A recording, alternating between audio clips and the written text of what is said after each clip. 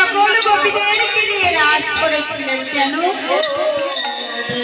কেমন ভাবে করেছিলেন? সেদিন ছিল শারদীয় পূর্ণিমার তিথি। দেখুন, আমি প্রথমেই বলেছি এই রাস যাকে আমার প্রভু নিজেও জানতেন না। কেমন বৃন্দাবনে পরে রাস অতি সংগোপনে, নাহি জানে রাধা কৃষ্ণ, নাহি জানে গোপীজন।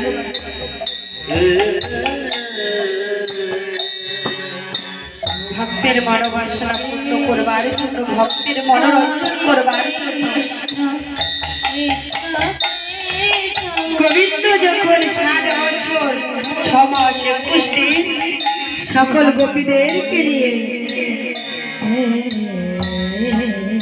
নিধুবনে রাস লীলা করেছে।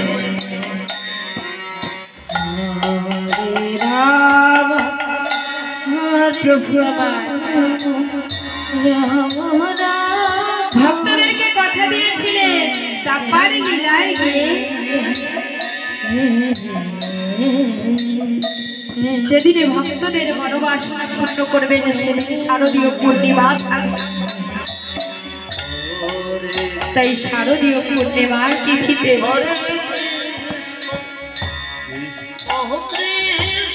গোবিন্দ আমার আপন মনে ঘরে শুয়ে আছে। মনে নেই প্রভুর সেই পূর্ব স্মৃতি।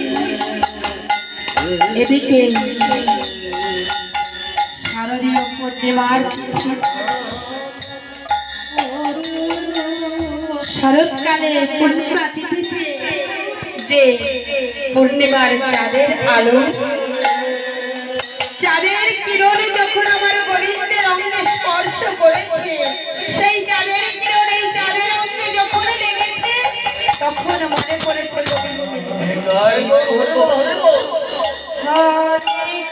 কৃষ্ণ কৃষ্ণ। গোবিন্দ বলেছে, তাই তো আমি তো আমার ভক্তদেরকে কথা দিয়েছিলাম আমার ভক্তের মনোবাসনা পূর্ণ করব। তবে ভক্তের মনোবাসনা পূর্ণ করতে হলে আমায় আর সকল গোপীদেরকে একত্রিত করতে হবে। তবে গোপীদেরকে আমি কেমন করে একত্রিত করব? মুরলীকে ডাক দিয়ে বলেছে, মুরলী তুমি একটিবার আমার সকল ভক্তদেরকে আমার কাছে ডেকে দাও। তাই গোবিন্দ মুরলীতে যখন ধ্বনি করেছে, মুরলীর ধ্বনি শ্রবণ করি আজ ব্রজের গোপীগণ মনে আনন্দিত হয়েছে। কারণ কবে গোবিন্দ আমাদের মনোবাসনা পূর্ণ করবে, কবে গোবিন্দকে আমরা প্রাণপতি রূপে পাবো। তাই বংশীধ্বনি শ্রবণ করি সখীগণ সকলে বংশীধ্বনি অনুসরণ করে একে একে জীবনের দিকে ধাবিত হয়েছে। সখীগণ যখন বংশীধ্বনি শ্রবণ করেছে, তখন সখীগণ কেমন ভাবে ছুটে চলেছে। কোন সখী এক চোখে কাজল করেছে আর এক চোখে পড়া হয়নি। এমন সময় আমার গোবিন্দের বংশীধ্বনি শ্রবণে করে ছুটে চলেছেন গোবিন্দের তালাশ। কোন গোপী পায়ে আলতা পড়ছে, এক পায়ে আলতা পড়েছে আর এক পায়ে পড়তে বাকি। তখনই আমার গোবিন্দের বংশী শ্রবণে করে ছুটে চলেছেন বংশীধ্বনি অনুসরণ করে। এমনি ভাবে একে একে প্রত্যেক গোপীগণ যাত্রা করলেন কোথায় গোবিন্দ। আবার কোন গোপী কি করেছে, তার গৃহ স্বামীর কাছে ঘুমিয়ে আছে। যখন ওই জগৎ স্বামীর বংশীধ্বনি শ্রবণে করেছে, নিজ নিজ পতি পরিত্যাগ করে ছুটে চলেছেন সেই নির্মল জগৎপতির সাথে দেখা করবার।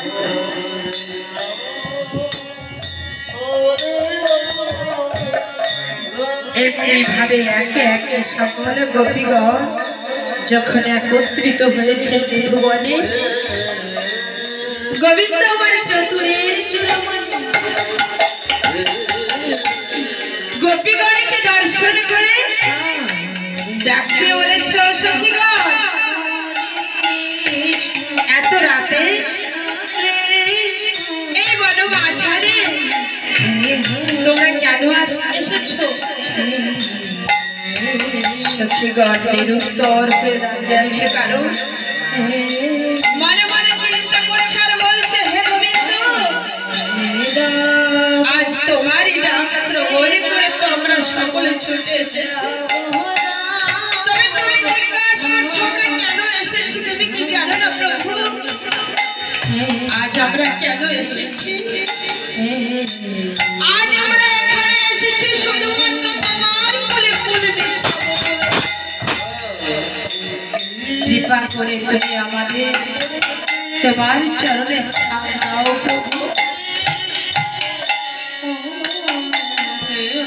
তাই সখীগণ নিরুত্তর হয়ে আজ কেমন ভাবে চোখের জলে ভেসে ভেসে গোবিন্দকে মনের কথা জানাচ্ছে।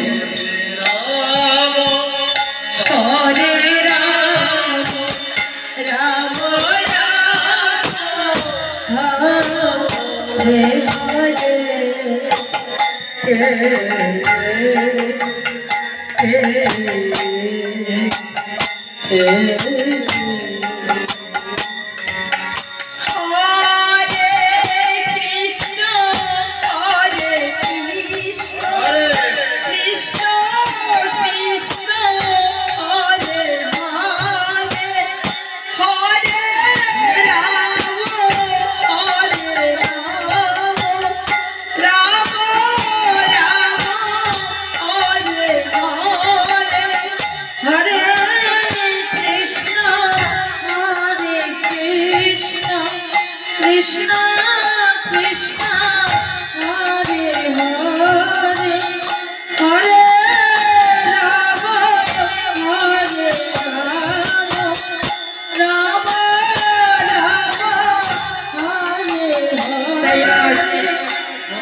গোবিন্দ আমার সখীগণের মনের ভাব বুঝতে পেরে পুনরায় চতুরের শিরোমণি সকলকে বুঝাবার জন্য আজ গোপীগণ বলেছে, হরে হরে হরে কৃষ্ণ